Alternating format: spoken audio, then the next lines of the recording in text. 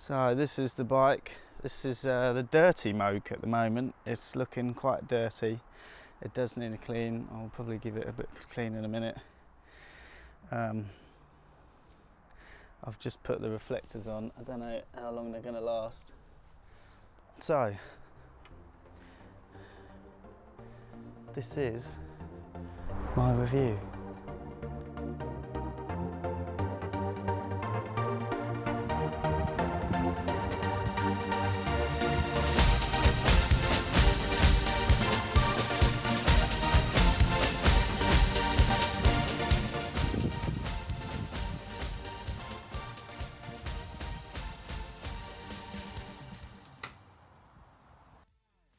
I've had it a couple of weeks now, and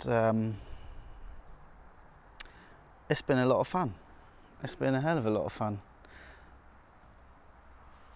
I've cycled it to work pretty much every day, which is unbelievable really.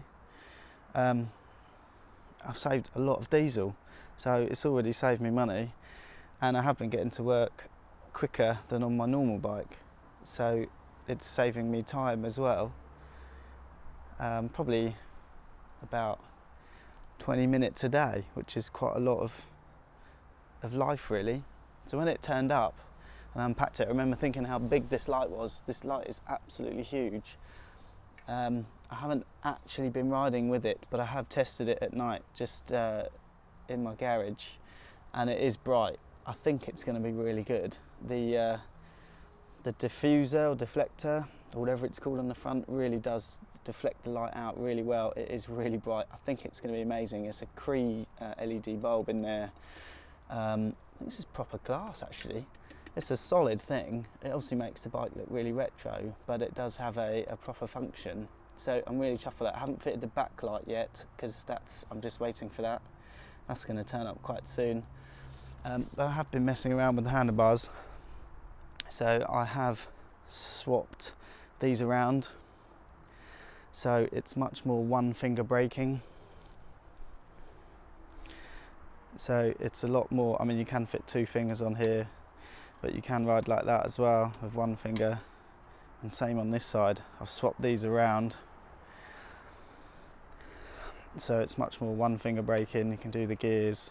When it came, the brake lever was very much for the other side, and it used to come to here, so you'd sort of feel like hitting your knuckles on it all the time, which I don't like at all, so I've swapped them round. Left the bell on, which is quite useful, and obviously the controls are still there. I haven't got a throttle because I'm in the UK and you're not really allowed them. I do remember thinking this was much smaller in real life. It always looks big on the urban drive style videos for some weird reason. I don't know why. Let's turn it off. So I have got the pegs fitted, which I highly recommend. This is one of the main reasons I bought it. So the kids can sit on it, can have little in at the front, sat here, and I can have an adult on the back, but I am thinking of taking the back seat off and putting a rack on there so I can throw my bag on the back, but also might actually fit a baby carrier, and then I can have both kids on here. I think that's going to happen. If it does, I'll make another little video. The brakes on this thing are pretty incredible. They are hydraulic disc brakes, obviously. I think my levers have started to come in quite a bit more. I think I need to adjust them, and I've got to admit I'm not sure how to do it. Oh, they're also technically the wrong way around for the UK, so the back one is on the right. Now I seem to be able to get used to that, but ideally I'll swap them back. I think you can just swap the tubes over by untwiddling them. I'm a bit scared. I'm not going to do that yet. Might get a shop to do it, or hopefully Urban Drive Style can make another video on how to do that, or I'll make one after I found out how to do it. So the pedals that it came with were okay, but I have swapped it up to these that are much grippier, but they do these spikes can injure your legs. I don't know if my leg has still got stab wounds. See, it has. There's a bit of a stab wound there. They are quite bitey. The gearing is pretty good. Big chainring on the front. I think you need that because it's 20-inch wheel. But what a lot of people have done now, and Urban Drive Style are aware of it, is they're putting on this. So it's got a much bigger first gear and a much higher 11-tooth top gear.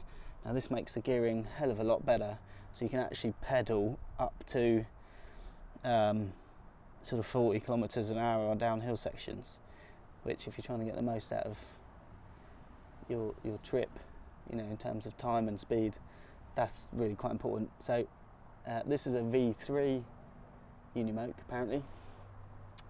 I think they're all going to come with the original gears, which, to be honest, the original gears are fine for people that are happy to pedal at 25 kilometers an hour, so reach the restricted speed of the normal Unimoke. You know, it's probably fine, but if there's someone like me that wants to go faster and go up steeper hills, which I've been trying with people on it, you do need the lower gear. So I figure their V4s will all probably come with this cassette, but you can buy it off their website. By the way, I did buy this myself. It did cost me well over £2,000. I've lost count. So yeah, I did buy this. I tried to get a free one. They wouldn't give me one for some reason. So that's the 250 watt motor, 36 volt. There's the sticker, which is covered in stuff.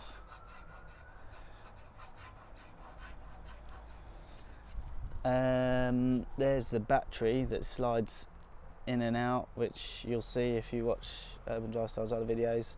I did put on here a cheap front mudguard, which is what a lot of enduro mountain bikes come with, and it was like a £5, and it's worked quite well actually.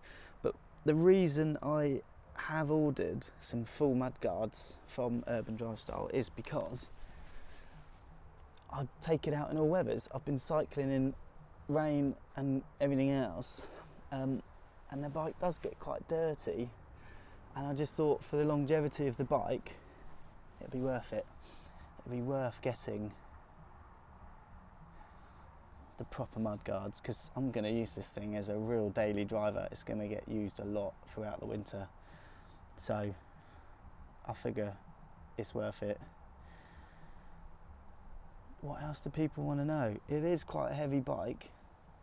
It's like 30 kilos, or 29, something like that. It is quite heavy.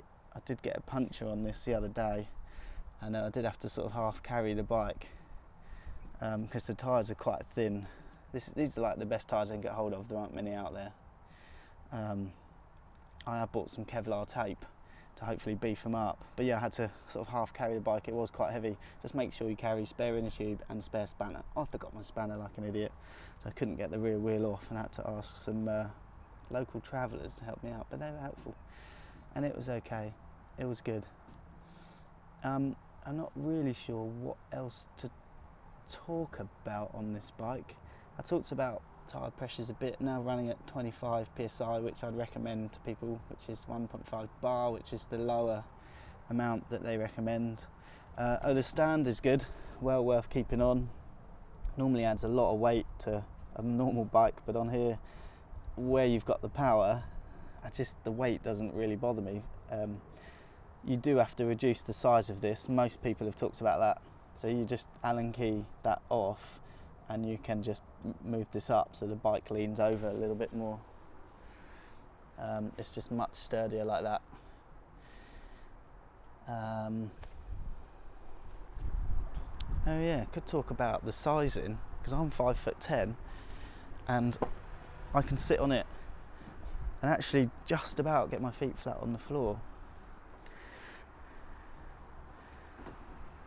which is really nice. If you've got kids on here or other people, you want to be able to get your feet flat on the floor so you can actually keep it steady before you're going anywhere or when you're coming to a stop. When I pedal it, I do put my bum quite far back, In fact, my bum is almost off the end of the seat, which is quite nice to have the extension there. But I think if you were literally 6 foot plus and you like to stretch your feet out, you really do need the extension bit. I mean, I can pretend to be using it now, but there's no way I could actually pedal, I don't think, get the full range out of the pedals. I think the cranks arms are quite short. They definitely don't feel as long as my normal mountain bike, but again, when you've got the motor, it kind of doesn't really matter. You're just putting in some pedal strokes, and the motor, let's face it, is doing most of the work. So this is in the raw colour, which is the bare steel. You do get some colour discoloration, rather, some sort of like rusty bits. I did notice some around here. I think there's some there, drip through, and you do get these like little gold sections, which are from the welding and stuff. But I quite like it. I mean, the colour of the steel is amazing. I really like it. It's really rugged. Oh, here you go. Here's some more. But Urban Drive Style do have reassured me that some of it is oxidation in the weld that's now lacquered over, so it'll rust a tiny bit and then it will just stop. It's just using up the oxygen in there. I don't really know what else to say. Maybe if anyone's got any questions, I could help answer them. But I suppose, in essence, this is my review. What do I think? I think for the money, it's a mental bike. It's crazy. It's more like a motorbike than a push bike.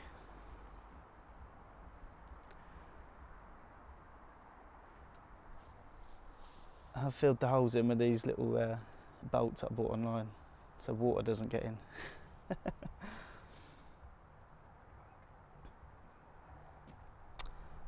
Yeah, I really like it. I just find myself really looking forward to going to work so I can ride it, and I find myself really looking forward to going home so I can ride it. And I'm looking forward to getting the kids on it a bit more, because they seem to really enjoy it. Gets everyone out of the house. Yeah. I did buy the side panels, which fit on here. I've got one in the garage. I'll go and get it. And I did have this on for a while, but it did sort of scratch up the frame a little bit. So these do look pretty pimp. I like them. The holes didn't line up very well. I had to re-drill this one a bit to get it to line up. Oh, and that's right, I did find the thread on these a bit short. I need to get bigger ones of these with a longer thread, because when you add the thickness of that, it didn't like it. It wasn't biting very well. What I'm going to do is actually get these carbon wrapped and then put them back on both sides, because I think it makes the bike look pretty cool. I'm also looking forward to the battery cover with the bottle holder, which would be cool. Looking forward to that as well. So that's pretty much it. I mean, it's been pretty good bike, you know, pretty rugged. I do go sort of fairly off-road a little bit. Don't know what else to say really. That's about it.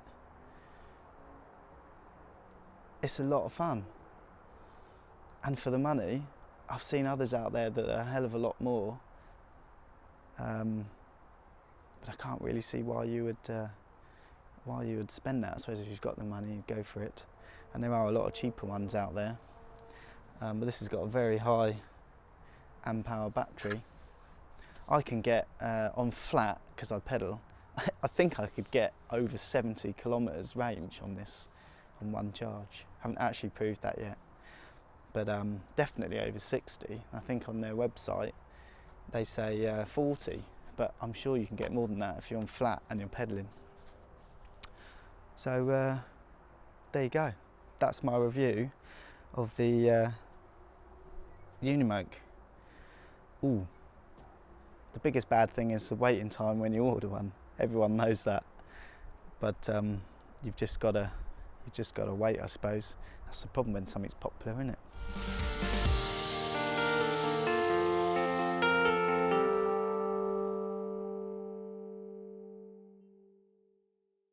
This is what it comes with. So you have to make sure you've got an adapter, but if you go into Curry's, you can buy the power cable, but you do have to change the fuse. So I have changed the fuse to a 10 amp fuse.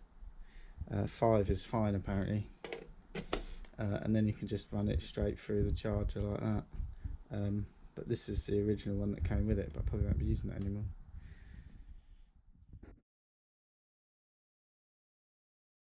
I did mention in the video that I've put new pedals on. I didn't show the differences between the old ones and the new ones I've put on, but here's a little clip here. You can see that the ones that come with it are fairly smallish. They're actually better than a lot of pedals out there, to be fair, but I'm really picky. And when you're braking hard, you don't want your feet to slip off, or going around corners or up hills. You just don't want your feet to slip off, so that's why I've changed them.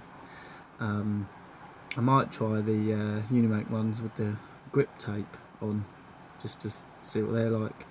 But yeah, I missed that out from the review, so I just thought I'd film this little bit just to show people that, you know, that's why I've changed the pedals.